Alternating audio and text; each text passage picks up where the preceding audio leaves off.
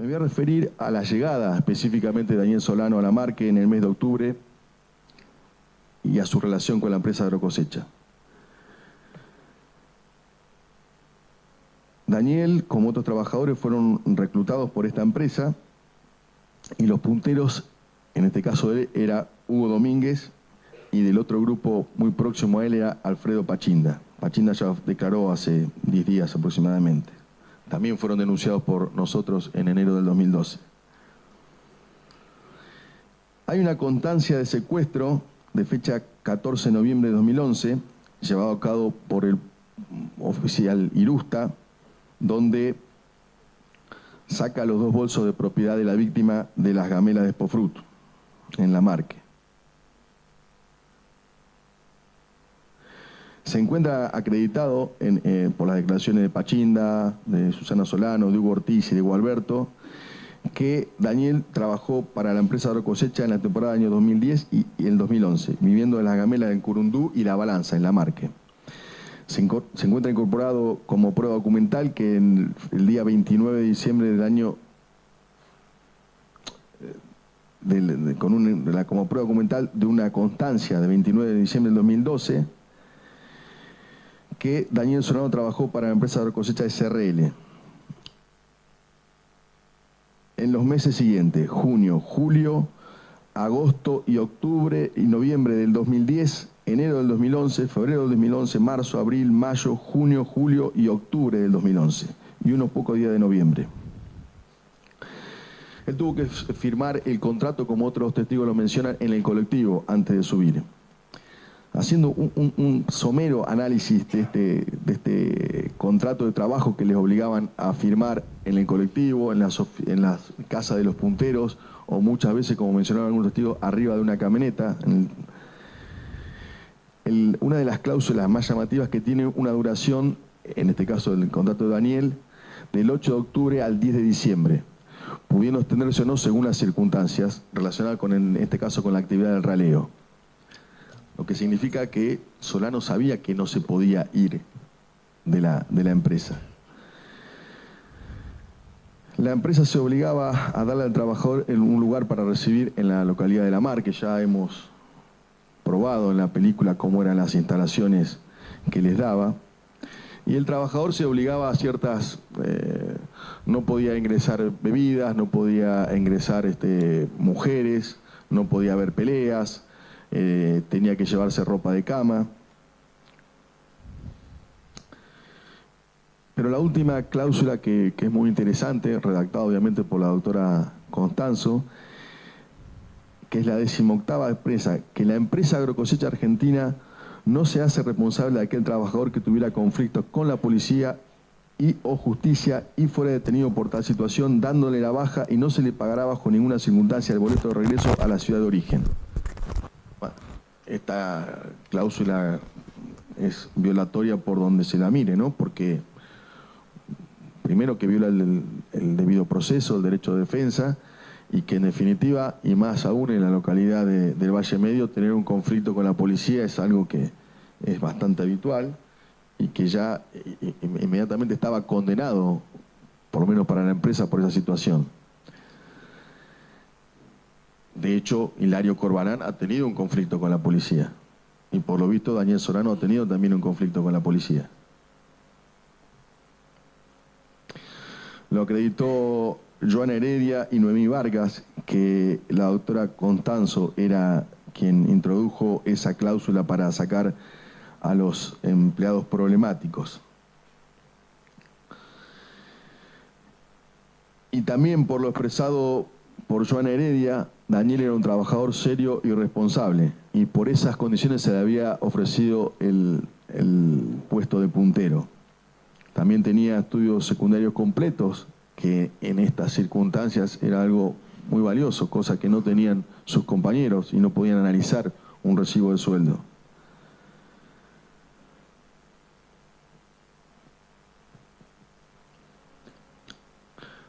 El día 4 de noviembre, Daniel Solano recibe el sueldo correspondiente al mes de octubre.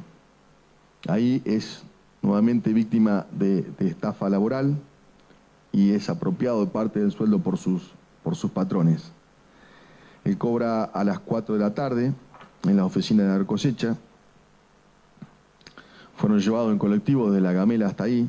Ese día había llovido.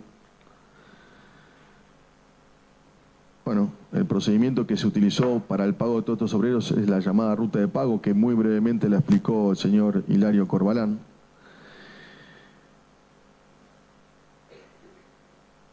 Y antes de explicar o de hablar del sueldo, es necesario explicar cómo era la metodología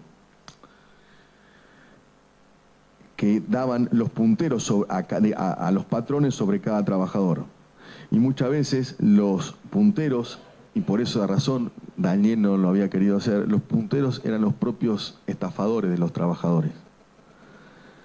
El jefe, bueno, los punteros, los que han testimoniado acá, fue Pachinda.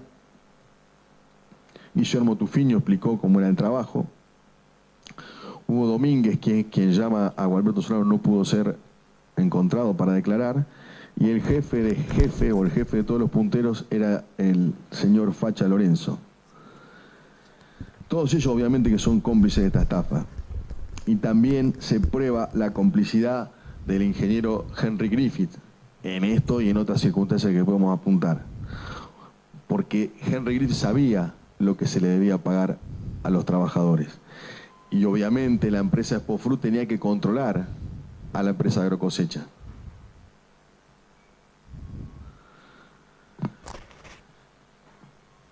En diciembre el 6 de diciembre, el fiscal Bodrato ordenó que se libre oficio a la empresa Agrocosecha para que le dé un legajo de todos los trabajadores y para que diga también qué trabajadores se habían retirado. Entonces ya Bodrato seguía también en ese momento la hipótesis de que a Daniel lo habían matado sus propios compañeros. Principalmente a los que se pretendía inculpar desde un principio era a Torres, a Jeremías II y a Maximiano Cuellar. La estrategia que se desplegó en los primeros días, la primera de todas fue que Daniel había sido visto con vida después del 5, en el bar El Tano. Entonces de esa manera ya sacamos de la escena a Echegaray, a Toledo, a Muñoz, a Cuello, a Quidel, a Albarrán y a Macúa. ¿Por qué? Porque Daniel solo estaba vivo. La segunda estrategia era que Daniel estuvo en la terminal de colectivos y se compró un pasaje a Neuquén. Se había ido por su propia voluntad, dejando su trabajo, dejando su documento, dejando el bolso, dejando el teléfono, dejando todo. Y la tercera teoría es que los responsables de la desaparición eran Víctor Torres, Jeremías II y Maximiliano Cuellar. El 14 de diciembre, el señor Gustavo Lapenta incorpora al expediente el legajo de Solano y aclara que en el recibo de Solano solamente tiene 3 días trabajado y que si bien el recibo del mes de octubre tiene fecha de ingreso el día 8, que es dice que es la fecha en la cual él salió del lugar, por lo que los días reales trabajados en octubre eran 9 días. Eso está a foja 306. En foja 314 a 310 se encuentra el auto del contrato de trabajo. En foja 318 y 819 se cuentan los recibos de anticipo a favor de Daniel Solano en la siguiente fecha. El 9 de octubre cobró 100 pesos. El 13 de octubre cobró 50. El 18 de octubre cobró 100 y el 25 de octubre cobró 100. Y en el recibo de octubre, a foja 322, se liquidó jornales de 903 pesos. O sea, 100, que con las retenciones le quedó 872,67. De los dichos de los testigos Roga y Joana Heredia, se acreditan los siguientes hechos. Que los legajos de los obreros fueron hechos en base al asesoramiento jurídico de la doctora Cecilia Constanzo. Que esos legajos se armaron cuando la empresa funcionaba en el domicilio de estudio de la doctora Constanzo en Beltrán. que esos mismos legajos fueron adulterados para ser enviados al juzgado porque se le sacó la parte del recibo en blanco firmado por el empleado. Y que la asesora y la doctora Cecilia Constanzo redactó, siendo funcionaria pública, debiendo velar por el interés de los trabajadores, redactó una cláusula totalmente contraria a intereses de los trabajadores. También se acreditó que la doctora Constanzo recibía algunas intimaciones de empleados en la Secretaría de Trabajo y las contestaba después a favor de la empresa en su estudio.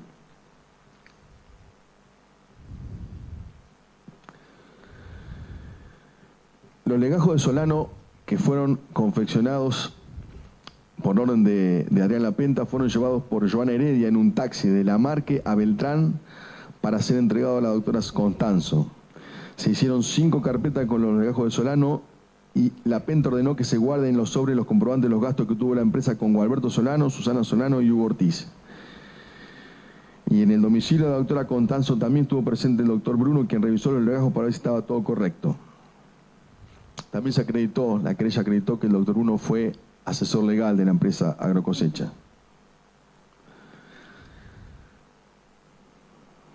Y está probado con todo lo que dije, con todo lo que investigamos y con todo lo que se pudo acreditar en distintas causas, que esta banda funcionaba y siguió funcionando después de la muerte de Solano, en la que participaba la doctora Constanzo, la doctora Bosco, el doctor Flores, los comisarios Parra, Jara, Caliba, los policías Chazarreta, el Facho Lorenzo, el policía Héctor Martínez, los policías Irusta y Vega.